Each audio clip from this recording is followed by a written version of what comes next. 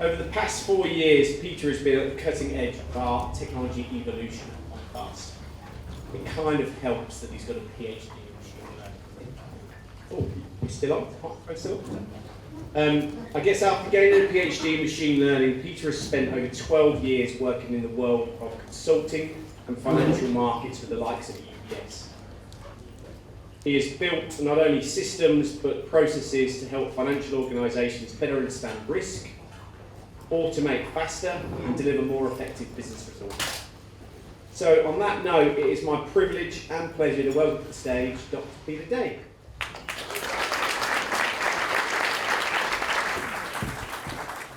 All right, good morning. That was quite an intro. See if I can get this thing working. Thanks for coming. Much appreciated. I've got to be honest, I've got 2 different decks on 2 different computers, so this could all go horribly wrong this morning. But I've also been told I'm in Sydney and I can say what I want. Yeah, see how this goes. I do not get that in America. Right, where are we? So when I usually get such a prestigious crowd of people, such as yourselves, and I'm asked to do a talk, I actually usually talk about machine learning. It was a passion of mine. I was an academic. I worked at the University of Liverpool in the UK before machine learning was cool. I used to teach that subject, and it's kind of a massive buzzword right now. So in almost any other situation, I'll be talking to you today about what machine learning is and AI. But I think actually there's a more important topic. And actually it's a topic that I've been a little bit obsessed with for about 7 years, 7.5 years. And it started with a random conversation over a beer with a guy I just met called Darren Ashby. And I said, "Hey Darren, what is it you do?" And he says, "I'm an innovation consultant." I was like, "What the is that?" And I was like, I didn't say it quite like that, I just met the dude. But he's like, "I help the big companies compete with the small companies." I was like, never thought of it like that. I've always thought of the underdog being the small guy. I was like, "No, we help the big companies try and compete with the small guys." He goes, "Because today, they're all dying." And he was right. If there's one kind of pattern from the last 15 years, it's been one of disruption. This kind of continual disruption. Almost every vertical has been fairly fundamentally disrupted, and the big guys have been really struggling to keep up with that. And so this started a bit of a personal obsession. I've read dozens of books. I've spent time in all of the big companies and a lot of startups over the last 7.5 years to try and work out what is it that allows these small companies to continue to disrupt the big companies. And is there something different happening now? And I think there is. So, the big question is, how does David beat Goliath? And a good example of this is Blockbuster and Netflix. Do you have Blockbuster here? Blockbuster Video? Yeah. Yeah? Yeah, good. All right, so this is a classic case of kind of the insurgent, someone no one's ever heard of. And we see this up to 2013. Fundamentally, Blockbuster goes bust and Netflix has kind of dominated that category. Now, if you look at the timelines involved here, which song I look at? Right, here we are. The first thing you kind of notice is that Netflix is a hell of a lot. Is this still on? Hello. Netflix is a hell of a lot older than you think. It was started in 1997. That's kind of older than some of you, I imagine. Can you still hear me? Are we good? Right. And so it's older than you think. And 1997, Netflix was a weird little company. It sold for one very specific use case. It used to send DVDs and videos through the post. Its single value that it gave to end users was a very particular one. It avoided late fees. Back then, if you ask consumers, they didn't mind going to Blockbuster Video to go and pick up the video. In fact, they quite liked it. Right, they liked going, it's part of the kind of movie night ritual. They'd go and choose what they wanted to watch. They'd pick up popcorn and maybe some other stuff. What was really annoying was you had to take it back on the Monday morning, and if you didn't, the late fees got really, really big. All the marketing materials for Netflix were avoid net late fees, no more late fees ever again. Right? That's fascinating. It's a tiny addressable market was only movie buffs.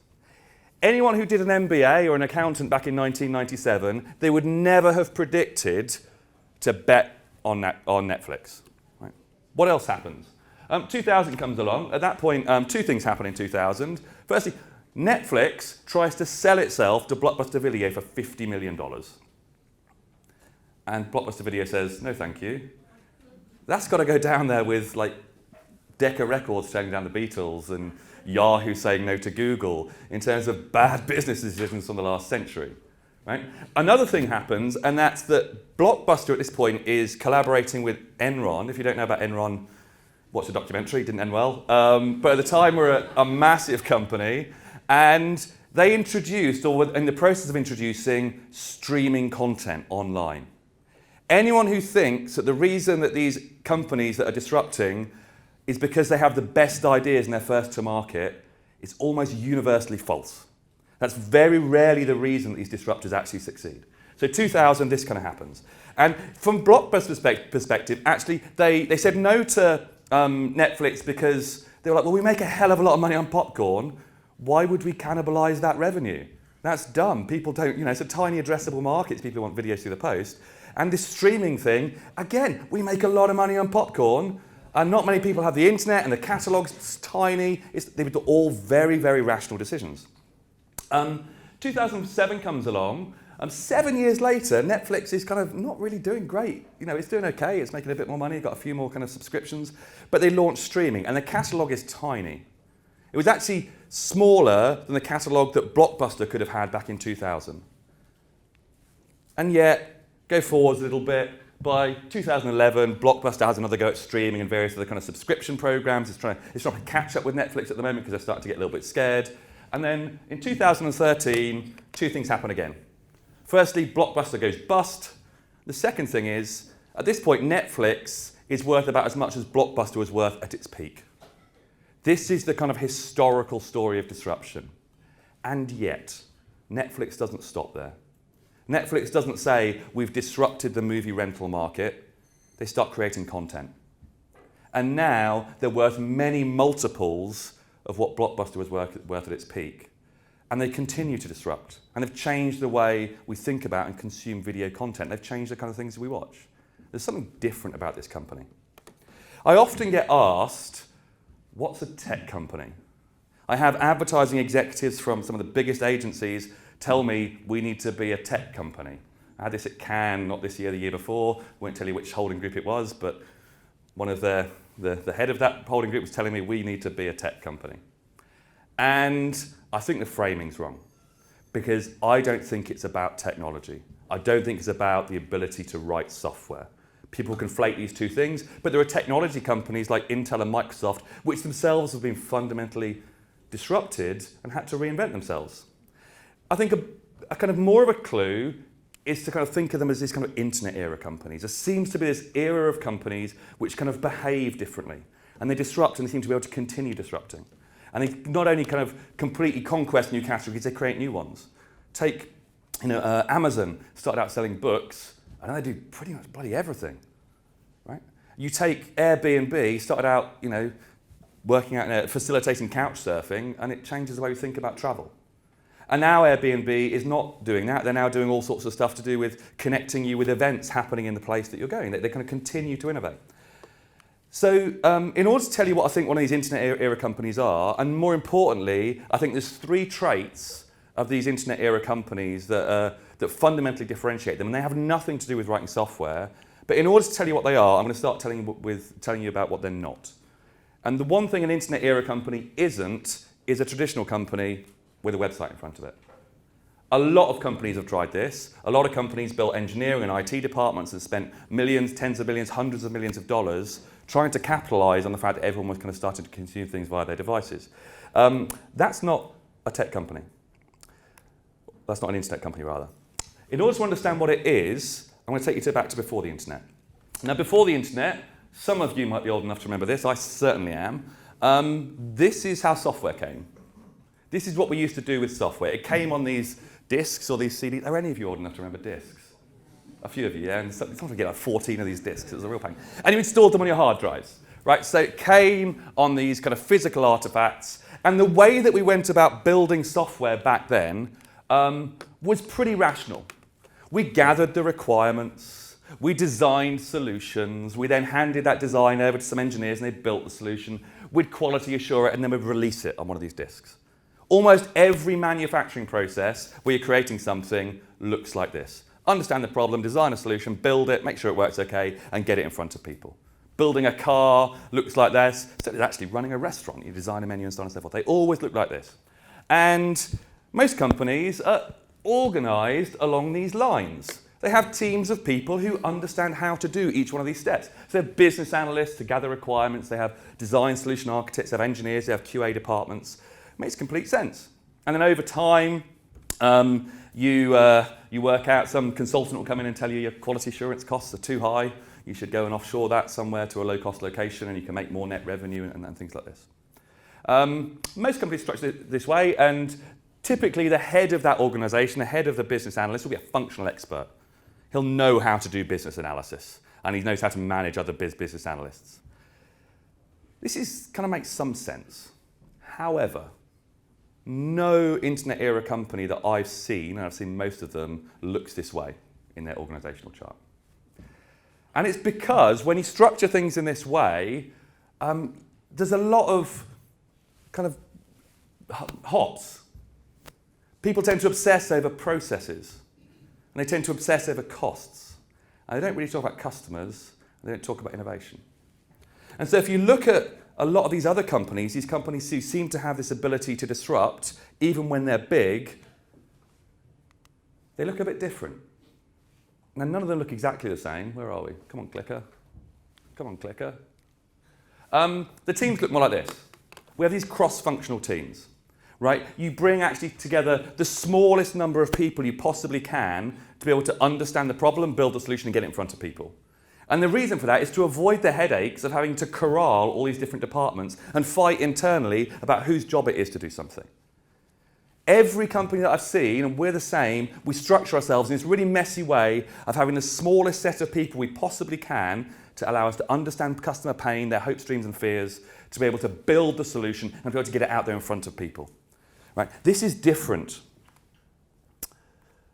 So I warned you it was going to be a bit messy with me trying to work along these two things.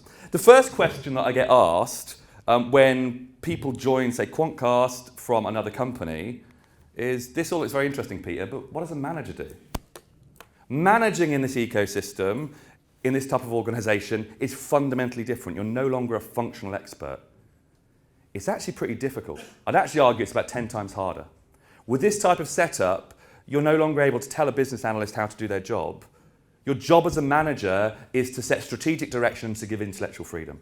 It's to make sure that that team, that small autonomous team, understands what true north is, and you clear all the roadblocks. And you have to deal with insane amounts of interpersonal issues, and you're a coach. It's a very, very, very different role for managers. And actually, it's really difficult to train managers because we don't have 50 years of experience in how to be a great manager in this kind of ecosystem. And so a lot of our people and places people and our HR teams are really helping us work out, we've only been doing this for 15 years. What does it mean to be a leader and a manager in a world where you're running cross-functional teams and you can't be the functional expert? And how do you organise for that? And how do you organise for people's growth alongside being able to innovate and iterate as a small unit? But I believe this is the first trait of these types of companies. I think it's all about their being organised for autonomy. I say none of them do it exactly the same way. I think we're still trying to work out what that means at massive scale. So Amazon does it differently to Facebook, who does it differently to some of the other companies. But they all seem to have people being more important than process. And so they're constantly adapting processes and things, but really it's about making the people effective. It's about being cross-functional teams, understand problems, ship it, get it out in front of people rather than these specialist silos. And it's about enablement and empowerment rather than command and control. And the biggest hiring mistakes I've made at Quantcast have actually been managers who've come in from other companies and they said, right, I'm just going to tell everyone what to do. And they get very quickly rejected by the team they're supposed to be managing. And say, hey, dude, that's not your job. We're close to the problem. We can solve the problem. You need to tell us what's important and you need to bring us together as a team. But it's not just that. That's the first trait that you observe across a lot of these companies. Come on, clicker. Come on, clicker. Work with me. We're going old school. Coming down here. Here? Yeah, point that way. I'll point it that way. Right, technology, eh? The second thing that you tend to find with these companies is that they believe there is true value in just going fast. Like they just embrace velocity. This move fast and break things was actually in the IPO deck from Facebook. They believed it was of fundamental value just to go fast. My engineers now get really annoyed. We have 6 days in the year, 6, where they're not allowed just to push stuff out to production. That's the single biggest complaint I have at our beer carts every Friday. I try and tell them that I used to ship software on a CD and would release once a year. You can release 350 odd days and you think that's unacceptable. It takes them 5 minutes to get something from on their laptop to out into the cloud and affecting users, and they think that's too slow. There is this fundamental cultural belief that is started in Silicon Valley and has pervaded almost every tech company, that there is independent value in just going fast. They almost don't care what direction it is, they just need to be iterating. And so they do everything they possibly can to enable you to go fast. I mean, there's some downsides to that. You don't have the checks and balances that you'd have in other organizations, and arguably, some companies have really struggled because of that. However, this is definitely a trait of all these companies. They optimize in this kind of way. Let's see if this works now if I point it this way. Aha. The opposite of this is what I'd like to term death by committee. If you go to a lot of other organizations, it's not about let's just get it done, let's just go fast, we don't know if it's the right thing or not, let's just go. They think, well, no, we should probably deliberate and debate. Now, deliberating and debating makes complete sense if you're in a traditional manufacturing process. If you get something wrong in the manufacturing of a car and all of a sudden they start exploding, the company's not going to be around anymore. Right? That's not true. One of the fundamental reasons it's different in the internet era is because you can correct your mistakes much more cheaply. You can roll out some changes to 2% of your users and you can see if something goes horribly wrong and you can correct yourself. That's not true with a traditional manufacturing process. It's very true in an era where we can connect directly with our customers, with our end users, and with consumers across the world simply through the mechanism of the internet. So that's fundamentally changed things, and it's fundamentally changed the cost of mistakes, much, much lower. However, a lot of companies don't culturally believe that yet. They say, yeah, we want to move fast, but actually they're still in this mindset of mitigating risk. I personally think committees are generally where ideas go to die. And they get averaged. And that, I know, the opposite of a great idea can still be a great idea, and yet when you bring it to a committee, sometimes you end up in the middle, and that middle is a bit shit. I'll give you an example. When I was trying to understand, how this glamorous world of advertising and media works, a good friend of mine, I was talking to a good friend of mine, Roy Sutherland, over at Ogilvy in London, and spent some time over with him there. And spent some time actually with one of these creative agencies and went through this process with them. They allowed me to sit in on the entire process of, okay, this was with a fast food kind of company that was in deep trouble, like deep trouble. Like people with franchises were literally walking away because people did not like their product. And they'd gone to the creative agency and said, look, we need your help. And the team had done a phenomenal job at trying to kind of understand how could they actually break through in this very competitive market and with a slightly old brand that wasn't cool anymore. And they did a great job. And they had these brilliant personas about who they could connect with. And they were going to go for this student community who was also into comedy. And they tested all this kind of stuff. And they had these brilliant ideas. And I was really impressed and slightly intimidated. So I was there at that part of the process. 6 weeks later, I see that the ad that they produce, the ideas they had in the initial session were hilarious, slightly edgy. 6 weeks later, when I saw the actual ad that was produced, it was terrible. It was just depressing. It wasn't funny. And I said to my friend, I said, what happened between then and now? And he goes, oh, the committee killed it. Everyone has an opinion. We average all the ideas. They get worse. Committees generally are where ideas go to die, especially if the focus of that committee is to come out with one idea. Instead of saying, which of these 10 ideas shall we try and see which one works, they focus on reducing it to one. That tends to be averaged. It tends to be a bit shit. I told you I could say what I wanted when I was in Sydney, right? Yeah. All right. We struggle with this a lot at Quantcast. We're working on next generation products right now, and we want them to be the best in the world. Now, we ran into some challenges. When you've got these small autonomous teams who are trying to understand customer pain, we talk a lot about the need to stand in the customer's pain. I wanted all my product managers to be going out into agencies, partnering with them, going out into brands, doing the job. We made them run hundreds of Facebook advertising campaigns. We made them run all sorts of stuff to be able to deeply understand hopes, dreams, and fears of our customers. And so when we started launching our next generation products, I said, well, it's simple. The first thing we need to do is need to recruit some marketers. And the reception was a little bit lukewarm. We're going to do things fundamentally different. That sounds interesting. Let me know when you're done. I said, well, this is easy. Surely it's just an incentivization problem. So I said, look, I'll give, hey, advertiser, hey, agency, I'll give you $100,000 of free advertising. Just come on this journey with us. We want to understand your hopes, dreams, and fears and want to build the best possible solutions for you. That made them more skeptical. 300,000? You've got to be kidding me. But anyway, eventually we did get some people to come on this journey with us. But one of the things that I look at with my leadership team every 2 weeks is, are we learning fast enough? And with those brands, we ran into some challenges pretty quickly. Because we were wanting to go really fast. We wanted to try, with each of them, wanted to try between 10 and 20 ideas a week. And yet we went back to the brand, and they're like, yeah, we need to get sign-off on that. Our VP of Digital insists on signing off every targeting change. Another one, we wanted to do some fundamentally interesting kind of dynamic creative and playing with some ideas from behavioural science and stuff. Or our CMO insists on seeing every creative before it goes out. And he has a meeting every Friday where he signs them off. My product managers were visibly angry. They did not understand how it took so long to make a decision. Right? So it's actually been cheaper for us. Instead of finding external companies who are willing to move at our pace, we've launched a series of companies of our own. They're all terrible companies. But you can do it today. This one here is one of them. It's called Candana. It's doggy bandanas. We've sold hundreds of doggy bandanas. Right? They get drop shipped from China. It's a real company. And we've launched these companies. And the reason we've done it is not because we want to pivot into a doggy bandana business. It's because we need to learn. And that means we need to be able to take some risk and we need to be able to iterate. So we've found it actually easier to launch companies and try and sell random bad products than we have to partner with people and give them free money, which I find fascinating. It's taught me an awful lot about how some companies, and that gives me a lot of empathy for people who work in agencies.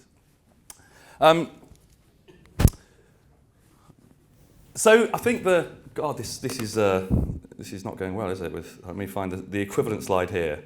Remember what I'm supposed to be saying. The second trait is that these companies tend to be optimized for this velocity of learning. And it's something that certainly me and my leadership team look at all the time. Are we learning fast enough? And it started with, a year ago, we were like, well, we need to, organize slightly differently so that we can get these small autonomous teams, and they're not quite optimal for that. And we're like, well, what can we automate in terms of our software deployment and testing processes to enable that? And then how can we partner with customers more effectively? It's not just about velocity for its own sake. Actually, it's about how quickly can you learn? How many ideas can you get through and see if they're working or not? And how can you empower people to originate ideas and then prove that they work or not by pushing it out into the wild? As opposed to, let's reduce it to a single idea and then hope it works. This is only possible in the internet era. I repeat, this does not work with a traditional manufacturing process where correcting mistakes is really, really expensive. It only works where you can roll stuff out and roll it back really, really quickly, and you can try ideas in this kind of digital era.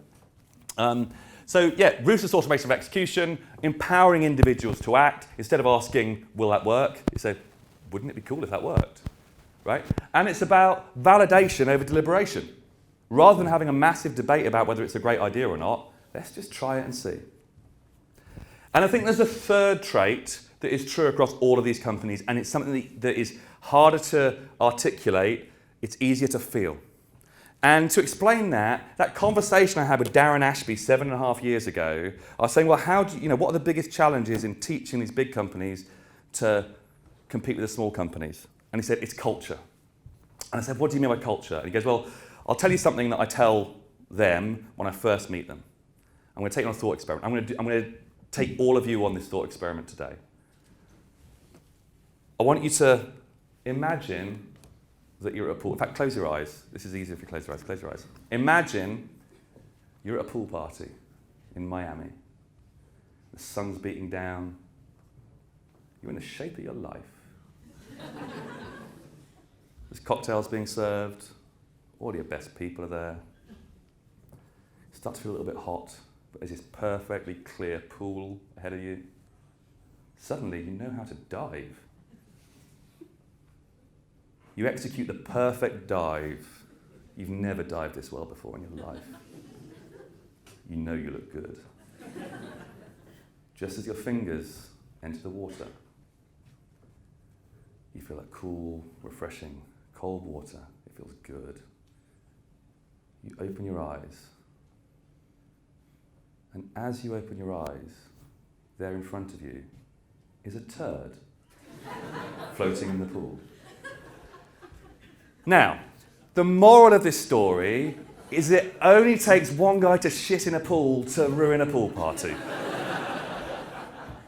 And yet, there are people in a lot of companies who think it is their job to throw water on ideas and point out all the things that could go wrong. They think it is their job, the value they bring, is to shit in the pool. There is a cultural difference with a lot of these internet-era companies. And people attribute it to millennials wanting to have an impact on everything, and which I think is actually a massively positive thing. But they have this fearless optimism. There is a culture of, it could work. We could change the world. And that fearless optimism acts as a massive catalyst to taking risk and to getting teams of people lined up and doing things and making decisions quickly. So the third trait is that they're all fearlessly... Oh, that was my picture of a turd in a pool. This is okay here, right? Yeah? Sydney's right, okay. Put it that way. Yeah, they're fearlessly optimistic. Now, these three traits, I believe, are way more important in tech companies and internet companies than their ability to write software. Now, why am I telling you all of this?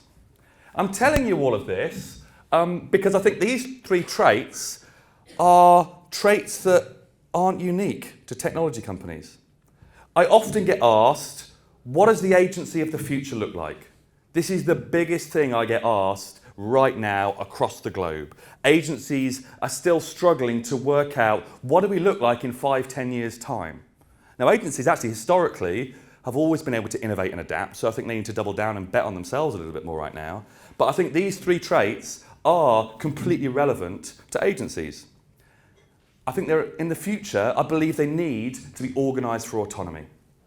I personally think it's absolutely insane that there is somebody who works in a creative agency who doesn't like the person in the media agency, fundamentally incentivised differently to someone who works on some part of the media execution. That's not how you understand customers' hopes and fears and deliver true value for them. I do believe that small cross-functional teams who can iterate and act with autonomy and have decision-making power has to be part of any truly strategic agency in 10 years' time. I think they're optimised for velocity. I think that the best agencies in the world in the future will not be talking about the big idea. They'll be proud of how many ideas they've tried. They will be wanting to try new messages and new audiences every week. They will be wanting to try completely random things. They'll be empowered to do so. But everything they'll do will be about, okay, well, how can I get from this idea, how can I shorten this gap from idea to execution and working out whether it's working or not? And they will have people whose job it is just to shorten that gap between idea and execution. And that's going to come through ruthless automation, it's going to come into leaning into technology, so that hopefully marketers can start thinking about psychology rather than technology in the future. I also think agencies of the future need to be more optimistic. Everyone's beating themselves up a lot at the moment, and yet marketers hold in their hands the biggest lever for pretty much any company between success and failure. Changing the outcomes for brands is in the hands of marketers. They have the ability to change the world. And yet there's a lot of navel-gazing and feeling bad. I really want agencies to be a lot more optimistic about the future. So I'm going to end there. I hope my journey into how we build software and a history on Netflix and Blockbuster has been somewhat interesting to you. I'm going to open it up to questions. Nothing's off limits. If you want to ask me a question about machine learning, that'd be awesome. But thank you for paying attention and putting up with me. And yeah, if anyone has questions, I'm open to it.